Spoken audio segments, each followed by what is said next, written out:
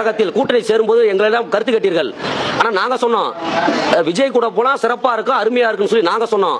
ஆனால் நீங்கள் எதுக்காக, யார் என்ன நிகழ்வுக்காக நீங்கள் திமுகவோட கூட்டணி போனோம் என்று எங்களுக்கு தெரியவில்லை.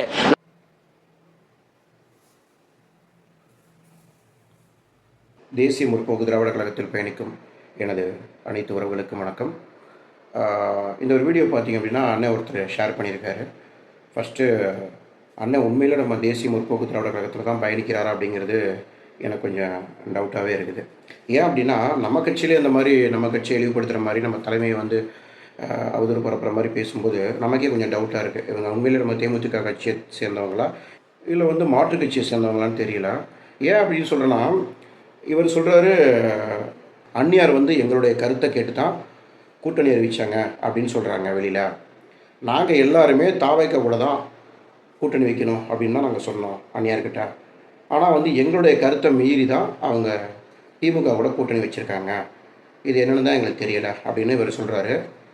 உண்மையிலே இவர் எந்த ஊர், எந்த மாவட்டம், அந்த ஊரில் வந்து என்ன பொறுப்பில் இருக்கார் தேமுதிக அப்படிங்கிறது கண்டிப்பாக தெரிஞ்சுட்டு முழுசாக சொன்னால் நம்ம கொஞ்சம் பேசுகிறது நல்லாயிருக்கும். எனவே ஒன்றும் பிரச்சனை இல்லை. இவர் சொல்கிறதுக்காக நான் திரும்ப சொல்கிறேன். ஏன்னா நம்ம தமிழ்நாட்டில் மொத்தம் 38 மாவட்டம் இருக்குது. 38 மாவட்டத்தில் நம்ம தேசிய முற்போக்கு திராவிட கழகத்தில் மொத்தம் 82 மாவட்ட செயலாளர்கள் இருக்காங்க, ஒரே ஒரு பெண் மாவட்ட செயலாளர் கூட. ஸோ அப்படி இருக்கும்போது இந்த கருத்து கணிப்பு வந்து மாவட்ட செயலாளர்கள் அவங்கக்கிட்ட தான் நம்ம அந்நியார் கேட்டாங்க, சரிங்களா? இப்போ ஓவராலாக வந்து இந்த மாவட்ட செயலாளர்கள்ட்ட கேட்கும்போது அதிகப்படியான ஒரு ஓட்டு பார்த்திங்க அப்படின்னா மொத்தம் 82 மாவட்ட செயலாளர்கள் கூட 100% வச்சுக்கோங்களேன். இதில் 2% தான் தாவைக்காவுக்கு வந்து நம்ம தாவைக்கா கூட கூட்டணி போகலாம் அப்படின்னு சொன்னாங்க.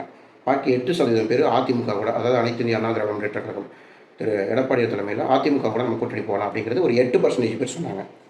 பாதி வந்து கிட்டத்தட்ட ஒரு 90%, அது எங்களுடைய மாவட்ட செயலாளர் உட்பட எல்லாருமே பார்த்திங்க அப்படின்னா எனக்கு நல்லா தெரியும் திமுகவோட தான் கூட்டணி போகணும் அப்படிங்கிற ஒரே ஒரு கருத்தை முன் வச்சதுனால மட்டும்தான் அந்நியாருக்கு இதில் விருப்பம் இல்லைங்கிறது ரெண்டாவது. ஆனால் முழுக்க 90% பேர் மாவட்ட செயலர்கள் அத்தனை பேருமே திமுக கூட அந்த தடவை கூட்டணி போகலாம் அந்நியார் அப்படின்னு சொன்னதுக்காக மட்டும்தான் கூட்டணி வந்து வச்சதுங்கிறது.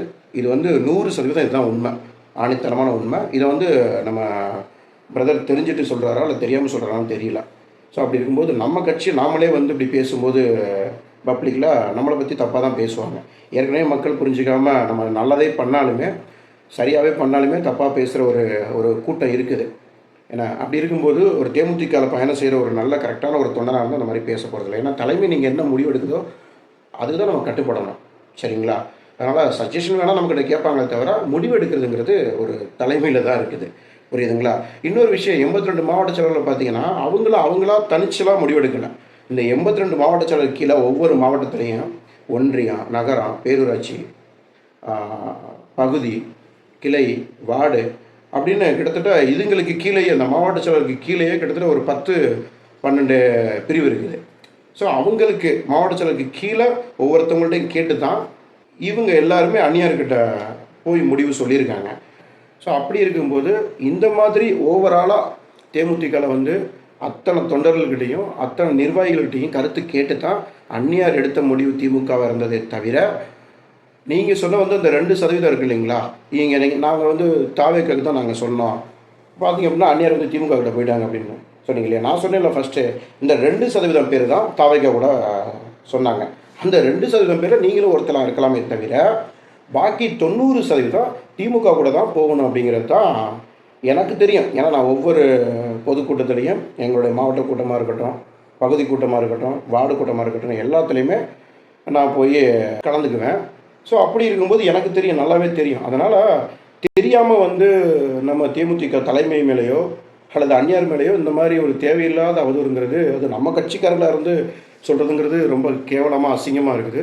அதனால் வந்து உங்களுடைய கருத்தை முன்வைக்கணும் அப்படின்னா உங்களுடைய மாவட்ட செயலாளரோ அல்லது ஒன்றியமோ, நகரமோ, பேரூராட்சியோ உங்களுக்கு கீழே இருக்கவங்களோ அல்லது உங்களுக்கு மேலே இருக்கவங்களோ அவங்கக்கிட்ட கேட்டு சரியான ஒரு பதிவு போடுங்க அப்படிங்கிறது ஒரு என்னோட தாழ்மையான கருத்து.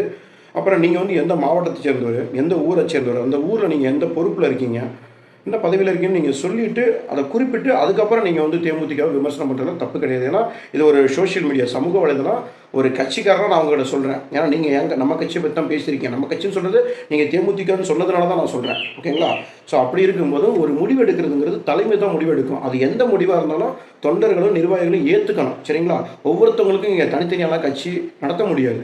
ஓகேங்களா? ஒரு குடும்பம் இருக்குது, உங்ககிட்ட உங்கள் ஃபேமிலியில் ஒரு 5 பேர், ஏன்னா உங்கள் அம்மா இருக்காங்க, உங்கள் அப்பா இருப்பாங்க, உங்கள் மனைவி இருப்பாங்க, 2 குழந்தைங்க இருப்பாங்க, நீங்கள் இருப்பீங்க, ஒரு 6-7 பேர் இருக்கீங்க அப்படின்னா ஒவ்வொரு முடிவெடுக்கும் போது ஒரு விஷயத்தில் வந்து ஒரு கருத்து வேறுபாடு வரும்.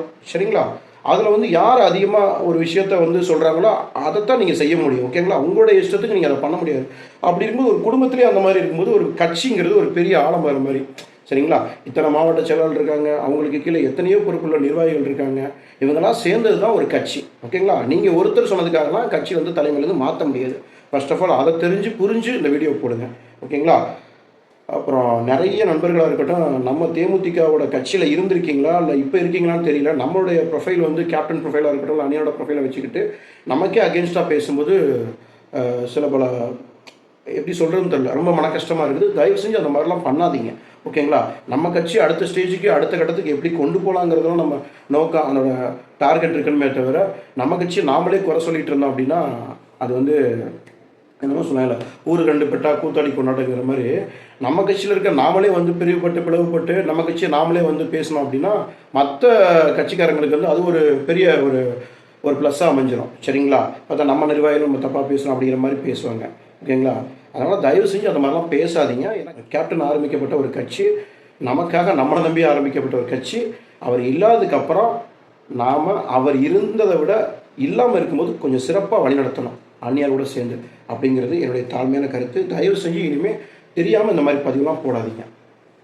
நன்றி.